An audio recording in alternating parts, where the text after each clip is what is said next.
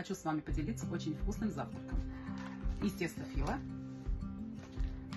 Начинка у меня сыр, колбаса докторская, творог, зелень. Зелень любой ваш вкус, какой зелень хотите. У меня тут петрушка и кинза. Получается быстрый, вкусный, сытный завтрак. Сыр смешиваем тут. Сюда добавляем творог. Сюда добавляем нашу зелень.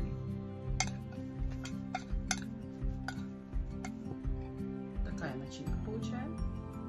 Конечно же, будем приготовить в моем любимом сковородке, любимая посуда от Хертер. Производство Россия.